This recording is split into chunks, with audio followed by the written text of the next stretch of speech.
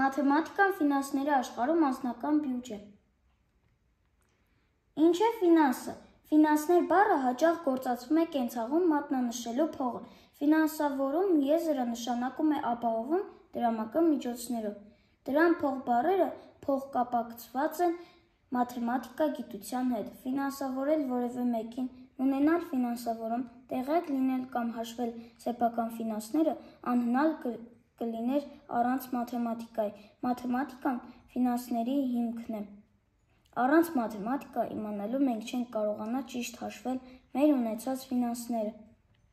Անձնական բյուջե։ Բյուջե տերմինն առաջացել է անգլերեն budget բառից, որը նշանակում է դրամապանակ, պայուսակ, կաշվե պարկ, փողով լի պարկ։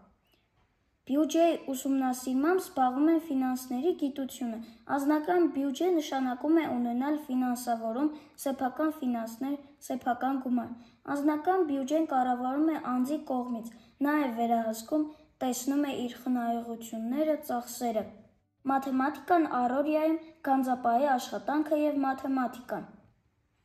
Գանձապահը կամ դրամարկղի օպերատորը սկանավորում է հաճախորդի ընտրած ապրանքները ապրանքի վրա տեղադրված շտրիխ կոդի միջոցով, օգտագործելով լազերային սկաներ։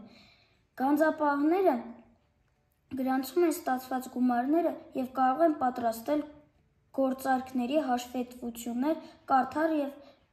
արձանագրել ՀԴՄ-ի ժապավենի վրա ցուցադրված գումարները, ստուգել ձեռքի տակ եղած կանխիկ գումարը։ Գանձապահից կարող է պահանջվել իմանալ այն ապրանքների արժեքը եւ առանձնահատկությունները, որոնց համար գումար է ստացվել։ Եթե գանձապահը լավ չտիրապետի մաթեմատիկային, չկարողանա ճիշտ մաթեմատիկական հաշվարկներ անել, նա չի կարողանա աշխատել։